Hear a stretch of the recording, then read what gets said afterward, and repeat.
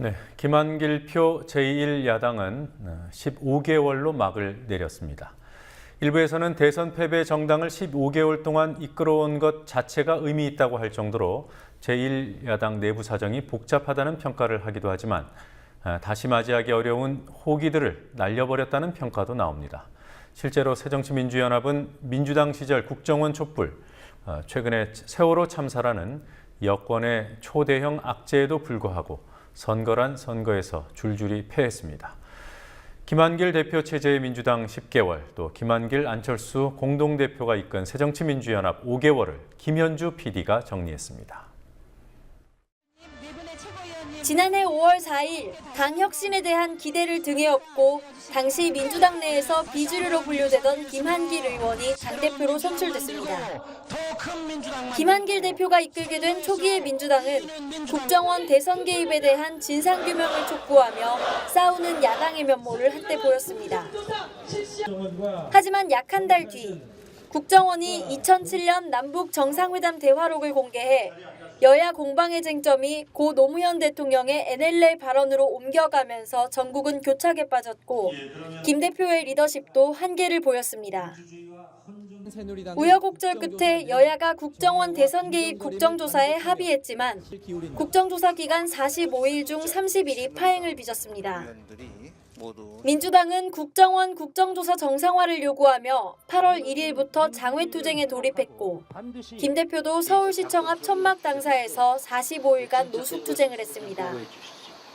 그러나 투쟁에 뚜렷한 성과 없이 국회로 돌아온 민주당은 지난해 말 국정원 대선 개입 특검 법안을 발의했지만 결국 국정원 개혁특위를 만드는 수준에서 절충하게 됐고 이 또한 흐지부지 됐습니다.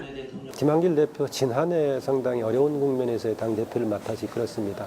원래 당대표의 소명이 혁신을 소명으로 당을 대표를 임했었는데 혁신은 진행되지 못하고 댓글하고 NLL 관련 때문에 박근혜 대통령하고 실랭이를 벌이다가 지나가 버렸고요. 해가 바뀐 뒤 김한길 대표는 신당을 추진하던 안철수 의원과 손을 잡고 3월 2일 신당 창당을 선언했습니다. 김한길 대표로는 6.4 지방선거 진다는 말이나 돌며 김 대표의 리더십에 뚜렷한 한계가 보이던 상황에서 김 대표가 승부수를 띄웠다는 평가를 받았습니다. 그러나 김한길 안철수 공동대표 체제의 새정치민주연합은 지지부진했습니다. 우선 신당 창당의 고리가 됐던 기초선거 무공천은 지켜지지 못했습니다. 6.4 지방선거 때는 광주시장 후보를 무리하게 전략공천해 야권 지지층의 비난을 받았습니다. 이번 재보선에서도 김한길 안철수 공동대표는 서울 동작을과 광주 광산을 등에서 전략공천을 강행해 이른바 공천파동이 벌어졌습니다.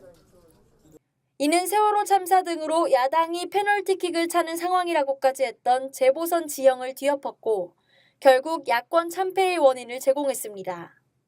일각에서는 이게 좀 뭔가 큰 틀의 전략보다는 당 내부의 개파 전략이라든가 아니면 너무 장기적으로 안철수 의원을 대권을 향한 길을 만드는데 좁은 의미의 전략에 집착한 결과 오히려 국민적인 지지에서는 조금 놓쳐버리는 그런 결과를 만들지 않았느냐 이런 평가가 있기도 합니다. 일각에서는 잦은 지도부 교체에 신물이 난 민주연합에서 김한길 대표가 1년 3개월을 버틴 것만으로도 의미가 있다는 평가가 있습니다. 하지만 새정치를 외치며 야심차게 닻을 올린 김한길 안철수 공동대표 체제는 재보선 참패의 책임을 지고 막을 내렸습니다. 국민TV 뉴스 김현주입니다.